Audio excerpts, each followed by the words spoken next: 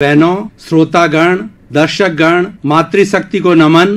Channel 24 news plus के मनमोहक, आकर्षक, शिक्षाप्रद कार्यक्रम पुनरुत्थान में आपका हार्दिक स्वागत है, अभिनंदन है, सत्कार है।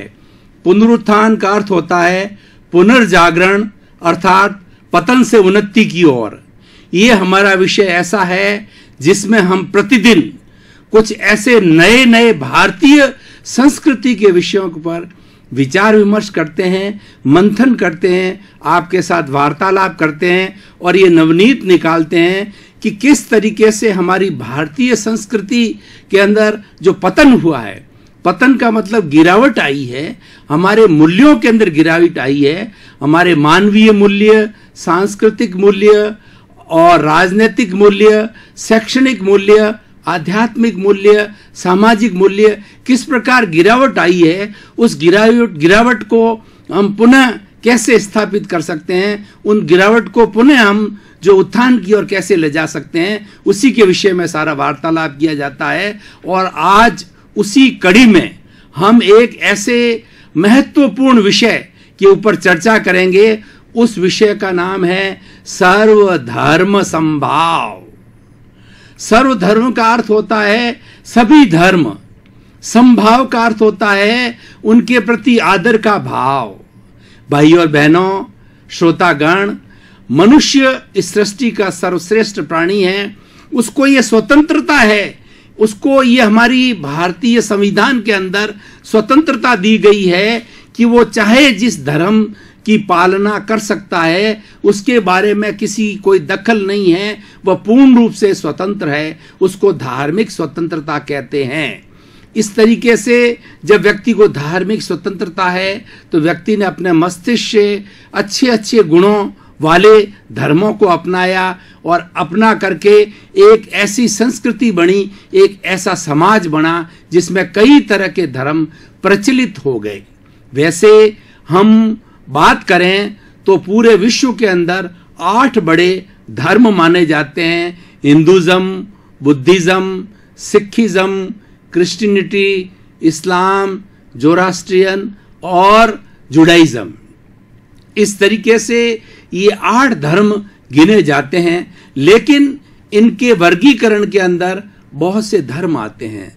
धर्म की परिभाषा करें, धार्यति इति धर्मः, जो धारण किया जाता है वो धर्म है। आत्मशुद्धि साधनम धर्मः, ऐसे साधन जिससे कि हमारी आत्मा की शुद्धि होती है।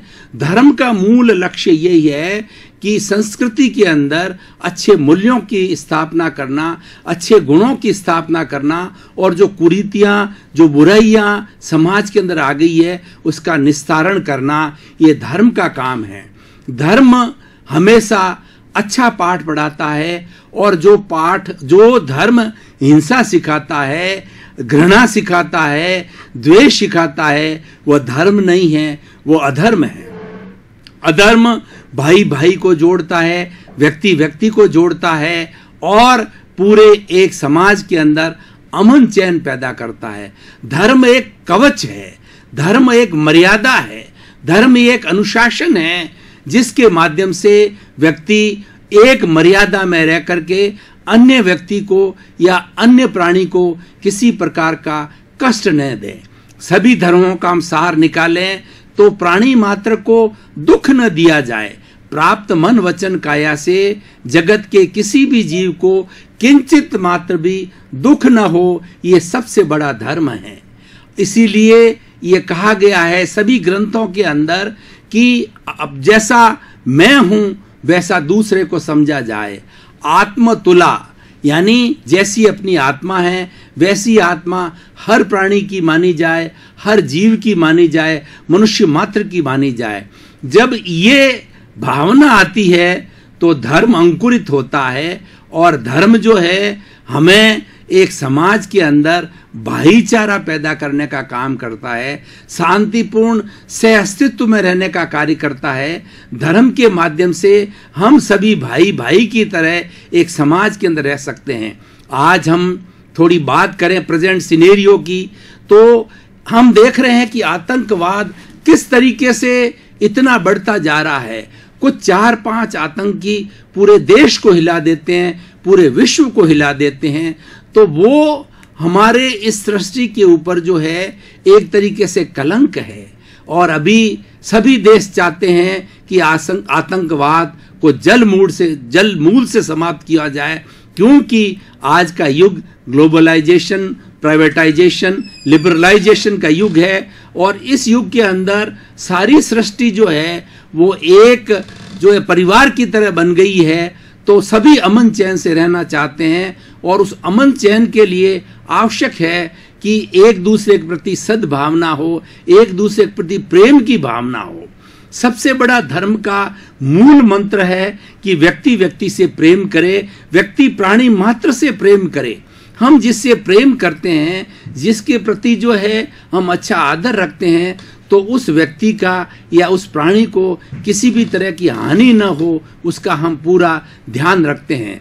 तो इस तरीके से जो सर्वधर्म की बात है वो ये है कि सारे धर्म अपनी अपनी आज़ादी से जो है अपनी क्रियाएं करते रहते हैं और उनके अंदर संभाव होना चाहिए। हमने देखा कि भारत के अंदर कितने कितने तरह के धर्म जो है प्राचीन काल से चले आ रहे हैं। हम प्रारंभ से बात करें तो सबसे पहले आर्य आए, और उसके बाद में हूण आए, शक आए, द्रविड़ आए, और उसके बाद में इस्लाम और डच है, अंग्रेज है। कई तरह की हमारे भारतवर्ष के अंदर संस्कृति आई और हर संस्कृति का अपना अपना धर्म था, लेकिन वो संस्कृति इस भारत में आकर के आज दिन तक वो पुष्पित है और पल्लवित होती रही, और वो सारी संस्कृतियां आज भी भारत के अंदर जिंदा है। भारत एक ऐसा देश है, एक उदार देश है कि किसी भी संस्कृति को जो है वो नाश नहीं करना चाहता है, किसी भी संस्कृति को बिगाड़ना नहीं चाहता है। यही कारण है कि अनेक अनेक वर्षों से, हजारों हजारों वर्षों से हमारे भारत के अंदर जो संस्कृतियां आकर के जो है वो यहाँ बस गई है, या आकर के उन्होंने यहाँ पर जो अपना प्रदर्शन किया है, वो संस्कृतियां आज भारतवर्ष के अंदर ऐसे घुल मिल गई है कि भारत एक अनेक रंगों वाला देश बन गया। इसलिए भारत के लिए कहा जाता है कि अनेकता के अंदर एकता है। ये सब अलग अलग धर्म के जो लोग हैं वो अनेकता प्रदर्शित करते हैं, लेकिन सब अनेकता के बाद भी भारतवर्ष के अंदर एकता है, क्योंकि हम अहिंसावादी हैं, हम आचार प्रधान हैं। भारत की पूरी संस्कृति को उठा करके देखिए कि भारत ने अपनी तरफ से किसी भी देश पर हमला नहीं किया, बल्कि जवाहरलाल नेहरू, महात्मा गांधी, इन्होंने पंचशील का जो है एक फार्मूला दिया पूरे विश्व को कि पूरा विश्व शांति से रहे, सहयोग से रहे, आनंद से रहे। इसीलिए भारत को धर्मगुरु देश कहा जाता है। भारत हमेशा एक व्यक्ति का सम्मान करना चाहता है, क्योंकि हमारी संस्कृति प्राचीन समय से, वेदों के समय, उपनिषदों के समय, वेद हमारे 5000 साल पुराने जो लिखित ग्रंथ है उसके अंदर वेदों से और ऐसा बताया जाता है कि वेद ईश्वर कृत है, ईश्वर के द्वारा लिखे गए हैं, और सारे वेद है वह ईश्वर की ही वाणी है। और उसके अंदर बताया गया है कि हमारी जो सृष्टि है पंचभूतात्मक है, पृथ्वी, जल, अग्नि, वायु और आकाश, इन 5 भूतों से ये सृष्टि बनी है, और ये सृष्टि हमारी माँ है।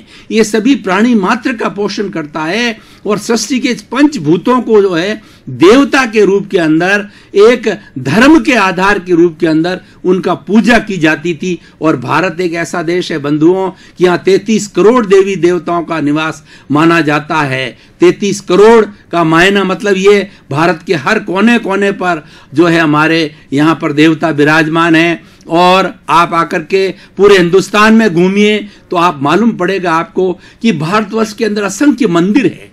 ये मंदिर कहां से आए? ये मंदिर इसीलिए आए कि सर्वधर्म संभाव हुआ, यानी एक धर्म दूसरे धर्म को कुचलना नहीं चाहता है, एक धर्म दूसरे धर्म की निंदा नहीं करता है। हम यहाँ स्थानीय रूप से हमारे जोधपुर में देखें तो हम देखते हैं कि गणेश चतुर्थी का उत्सव चल रहा है, उसके बाद के अंदर जो कई तरह की जयंतियां आती है, जैसे बाबा रामदेव का उत्सव चल रहा है, सिखों का उत्सव चल रहा है, जैनों का उत्सव चल रहा है, मुसलमानों का उत्सव चल रहा है, सभी धर्मों के उत्सव चलते हैं। उसके अंदर सभी हिल मिल करके यहाँ पर जो है वो एक दूसरे को बधाई देते हैं और हिल मिल करके उसका स्वागत करते हैं। यही भारत की सबसे बड़ी शान है।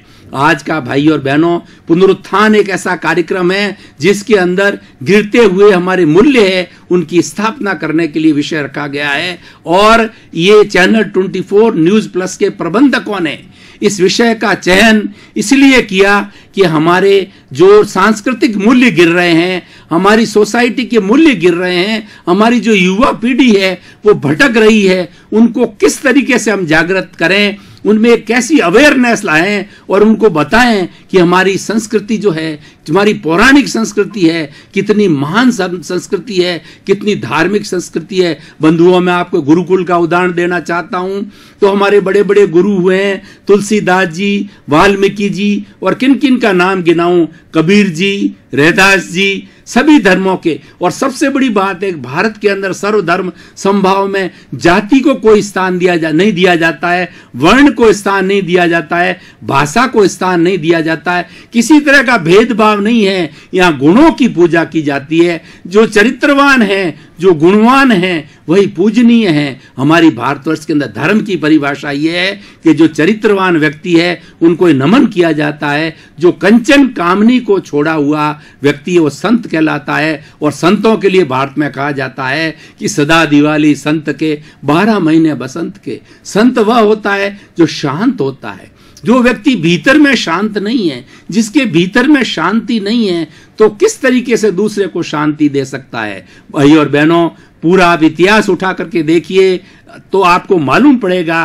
कि जब कभी भी विश्व युद्ध हुआ है, जब दो देशों के बीच में कभी भी युद्ध हुए हैं, तो सबसे पहले उस देश की महान हस्ती, उस देश के अधिकार शुदा किसी राजनीतिक के दिमाग के अंदर जो है वह सबसे पहले युद्ध की भावना आई। युद्ध उसके दिमाग के अंदर पहले आया, तब लड़ा करता है। यही इस मनुष्य के दिमाग की खूबी है कि सबसे पहले उस चीज में आते हैं। आज देखिए, हमारा सर्वधर्म समभाव की बात करें तो हम कितने भाग्यशाली हैं कि हमको ऐसा एक प्रधानमंत्री मिला है जो धार्मिक है, जो सर्वधर्म समभाव करता है। हमारे वर्तमान के प्रधानमंत्री नरेंद्र भाई मोदी हर धर्म, हर आचार्य और हर साधु संत के पास में जाते हैं, उनको नमन करते हैं। क्यों? कि उनके मन में धार्मिक भावना है, उनके मन में सर्वधर्म समभाव है। जब पूरा देश का एक राजा और पूरा देश का इतना बड़ा व्यक्ति अगर सर्वधर्म समभाव करता है तो ये हम जैसे लोगों के लिए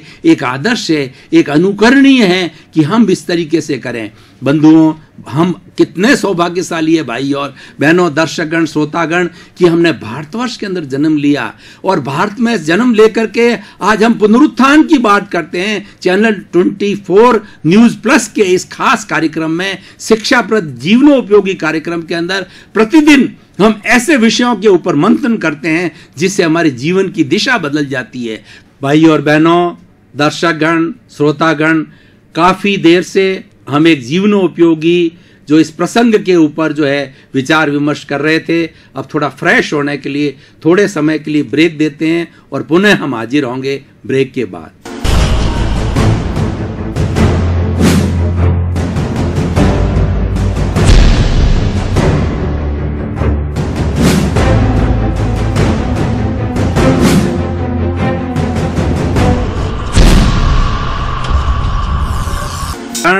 हमने अपने मस्तिष्क को फ्रेश किया और इस गहन जो सर्वधर्म समभाव के विषय को जो है पुनः हम आगे बढ़ा रहे हैं। कहा जाता है भाई और बहनों, दर्शकगण, की दिशा बदल दीजिए, दशा बदल जाएगी। आप अपनी स्थिति को बदलना चाहते हैं तो अपनी दिशा को बदलिए। सिर्फ जहां दिशा बदलती है वहां अपने आप आदमी का विकास हो जाता है। जिस व्यक्ति की दिशा ऊर्ध्वमुखी हो जाती है वह व्यक्ति विकास की ओर जाता है, और जिसकी दिशा जो है वो अधोमुखी होती है वह विनाश की ओर जाता है। एक तरफ विकास है और एक तरफ विनाश है, और हमारा ये धार्मिक प्रकरण है, हमें विकास की ओर ले जाता है।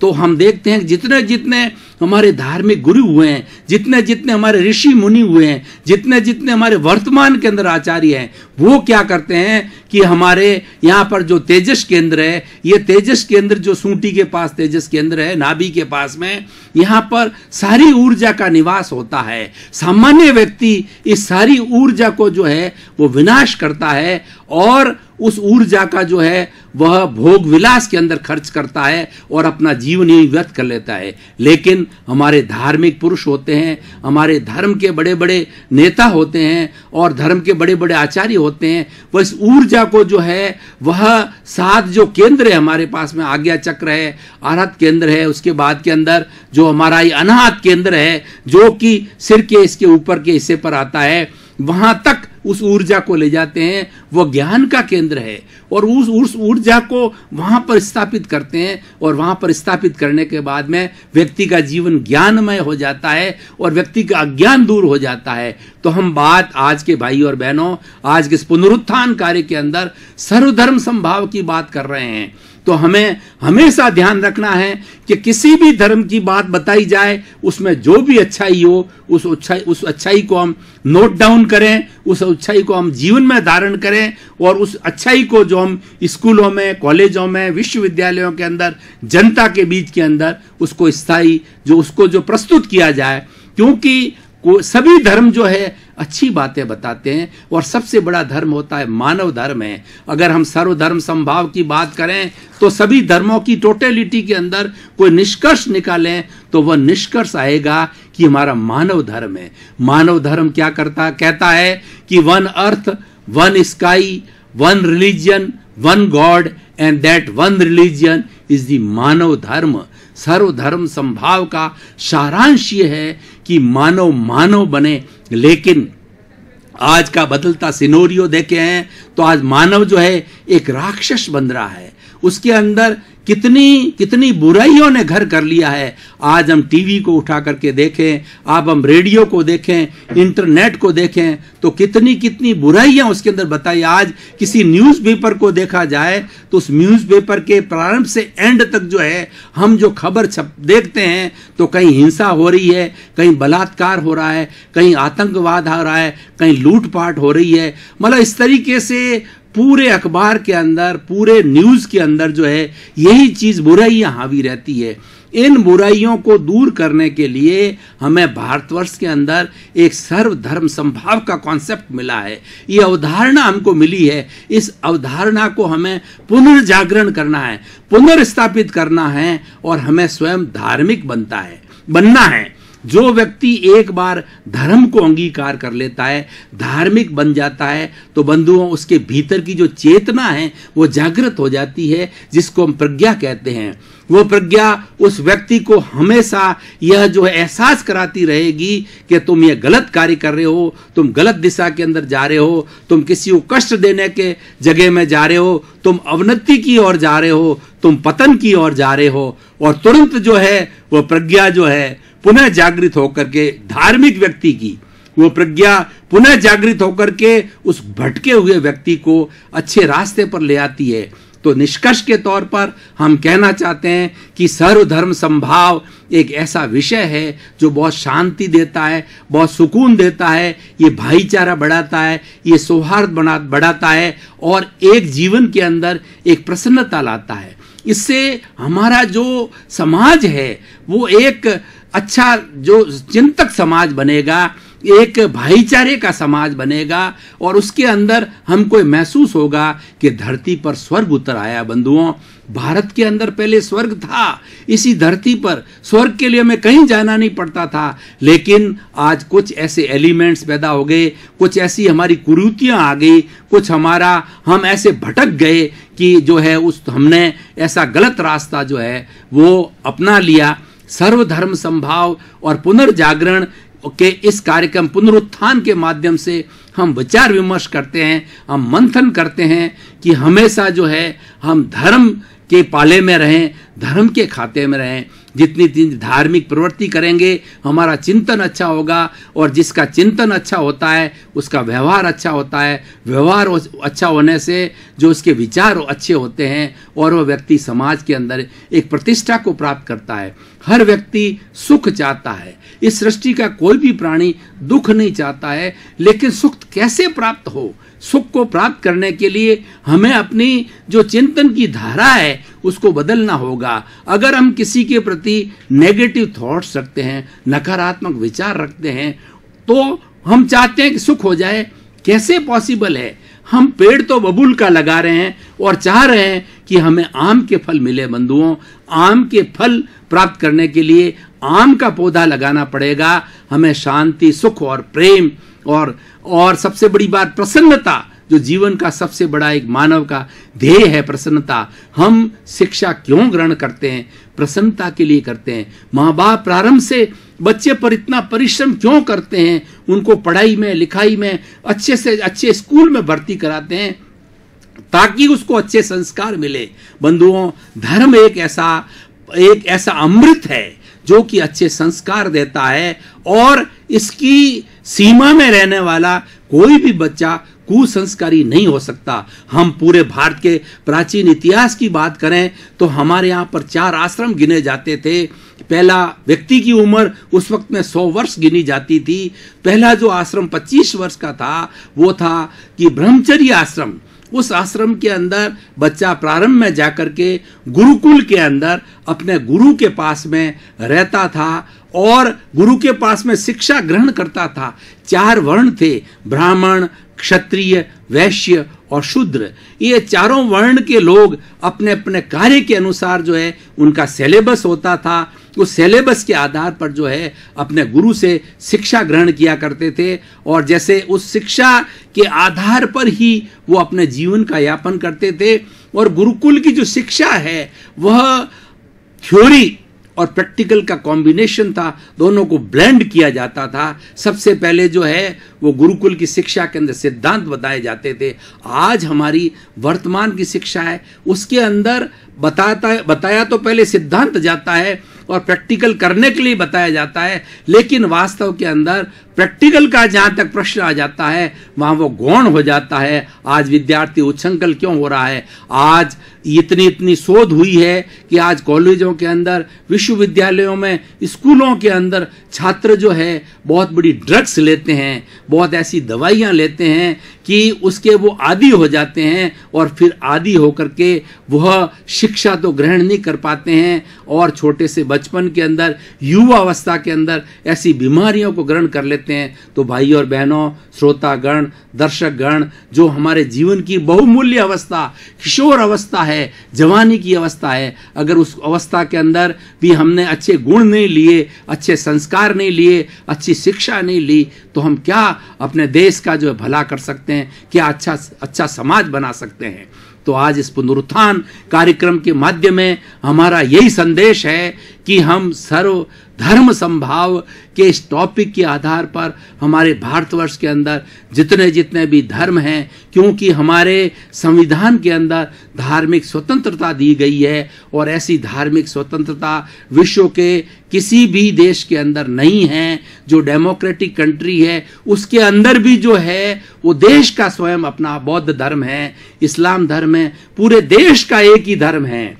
लेकिन भारत के अंदर देश का धर्म है, मानव धर्म है। वो सारा जो हमारा संविधान है वो असंप्रदायिक संविधान है, किसी संप्रदाय में विश्वास नहीं करता है और ऐसा यहाँ पर जो हमें पूरी स्वतंत्रता है कि अपने जीवन के अंदर, बचपन के अंदर किसी भी धर्म को स्वीकार कर सकते हैं। कोई की भी धर्म हम इच्छा अनुसार बदल सकते हैं और हमारे पर किसी तरह का बंदिश नहीं है कि हम, कोई फोर्स नहीं है उस फोर्स के आधार पर हमारा धर्मांतरण करे, हम अपनी इच्छा से कर सकते हैं। तो बंधुओं, इस भारत की हम कितनी बात करें, हम कितने सौभाग्यशाली हैं कि ऐसे आर्य भारत देश के अंदर जन्म लिया है जहाँ की मिट्टी जो है वो धर्ममय है और यहाँ पर चारों तरफ वातावरण जो है वो एक धार्मिक वातावरण है। यहाँ आज श्रोतागण, भाई और बहनों, मातृशक्ति को नमन।